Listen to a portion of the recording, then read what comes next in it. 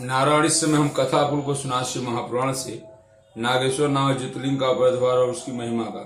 सूर्य जी कहते हैं, ब्राह्मण मैं परमात्मा शिव के नागेश नाम परम उत्तम ज्योतिर्लिंग के आविर्भाव का प्रश्न सुनाऊंगा। दारू का नाम से प्रसिद्ध कोई राशि थी जो पार्वती के वरदान सदा घमंड में भरी रहती थी। अत्यंत बलवान राक्षस दारू उसका पति था। उसने बहुत से राक्षसों को साथ लेकर वहां सत्पुरुषों का संहार मचा रखा था। वह लोगों को जग और धर्म का नाश करता फिरता था। पश्चिम समुद्र के तट पर उसका एक वन था जो संपूर्ण समृद्धियों से भरा था। उस वन का विस्तार सब ओर से 16 योजन था। दारुका अपने विराज के लिए जहां जाती थी वहीं भूमि वृक्ष तथा अन्य सब करोड़ों से युक्त वह वन भी चला जाता था। देवी पार्वती ने उस वन की देख रेख का भार दारुका को सौंप दिया था।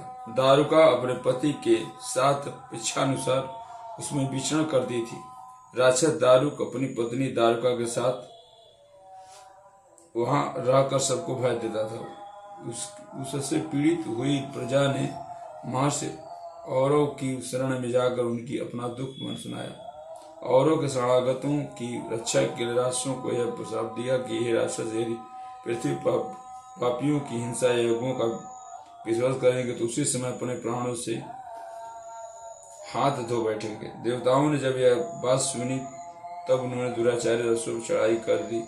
राक्षस घबराए, यदि वे लड़ाई में देवताओं को मारते तो मुनि के श्राप से स्वयं मर जाते, और यदि नहीं मारते तो पराजित होकर भूखों मर जाते। उस अवस्था में राशि दारुक ने कहा कि भवानी के वरदान से इस सारे वन को जहां चाहूं ले जा सकती हूँ। यो कहकर यह समस्त वन को ज्यों का त्यों ले जाकर समुद्र में जा बसी। राक्षस लोग पृथ्वी पर न रहकर जल में निर्भर रहने लगे और वहां प्राणियों को पीड़ा देने लगे। एक बार बहुत सी नावें उधर या निकली जो मनुष्यों भारी थी। राक्षसों ने उसमें बैठे हुए सब लोगों को पकड़ लिया और भेड़ियों की बांध कर कारागार में डाल दिया। वे उन्हें बार बार धमकियां देने लगे कि उन्हें सुप्रिय नाम से प्रसिद्ध एक वैश्य था जो उस दल का सरदार था। वो बड़ा सदाचारी भस्म रुद्राक्षधारी तथा भगवान शिव का परम भक्त था। सुप्रिय शिव की पूजा किया बिना नहीं करता था। वह स्वयं को शंकर का पूजा करता था तथा बहुत से स्त्रियों को अपने शिव की पूजा सिखा दी थी। फिर सब लोग नमः शिवाय मंत्र का जाप कर जी का ध्यान करने लगे। सुप्रिय को भगवान शिव का प्रदर्शन भी होता था।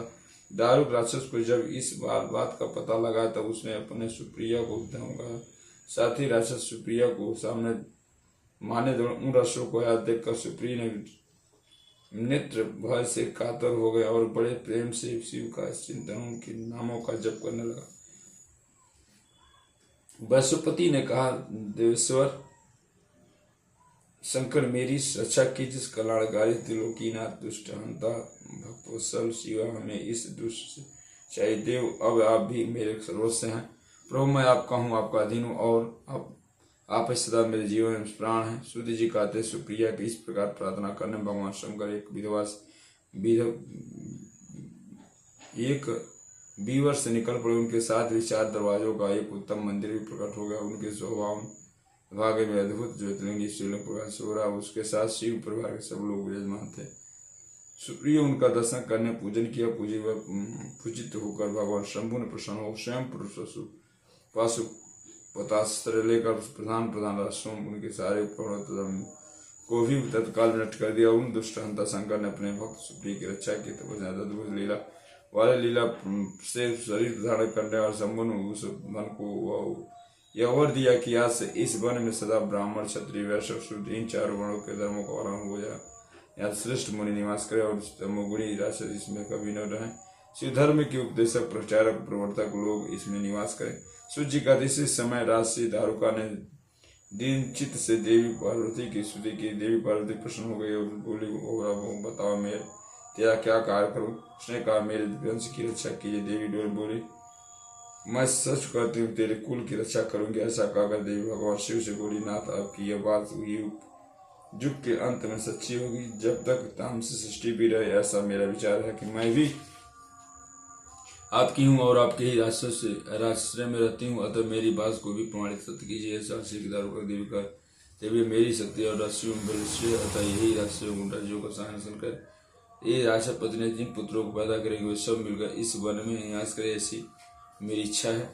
शिव बोले, प्रिय यदि तुम ऐसी बात कहती हो तो मेरा यह वचन सुनो। मैं भक्तों का पालन करने के लिए प्रसन्नतापूर्वक इस वन में रहूंगा। जो पुरुष वहाँ वर्ण धर्म के पालन में तत्पर प्रेम पूर्वक मेरा दर्शन करेगा वह प्रकृति राजा होगा। कलयुग के अंत और कलयुग के आरंभ में मैं सेन का पुत्र वीर सेन राजाओं का भी राजा होगा। यह अब मेरा भक्त और अत्यंत पराक्रमी होगा और यहाँ दर्शन करे। यही दर्शन करते ही वह चक्रवर्ती सम्राट हो जाएगा। सूर्य जी का तेज ब्राह्मण इस प्रकार बड़ी बड़ी लीलाएं करने वाले दंपत परस्पर हंस जुट करके स्वयं वहाँ स्थित हो गए। ज्योतिर्लिंग स्वरूप महादेव जी वहाँ प्रारंभ नागेश्वर कालाय और शिवा देवी नागेश्वरी के नाम से विख्यात हुई। वे दोनों सत्पुरुषों प्रिय। इसमें ज्योतियों के स्वामी नागेश्वर नामक महादेव ज्योतिर्लिंग के रूप में प्रकट हुए। तीनों लोगों के संपूर्ण को सदा पूर्ण करने वाले, जो प्रतिदिन आदरपूर्वक नागेश्वर के भावता यह प्रसंग सुनता और बुद्धिमान मानव महापातकों का नाश करने वाले संपूर्ण मनुष्यों को प्राप्त कर लेता है। अध्याय 29-30। यह संक्षिप्त शिव महापुराण कथा कोटिरूप संहिता सुना चंचल प्रमोद काली चंचल वैचुनरी वाले स्वाड आपकी कथा जो भी टूटे कमेंट बॉक्स में जय माता लिखना मत भूलिए। जय माता, शुभ दिन मंगलमय।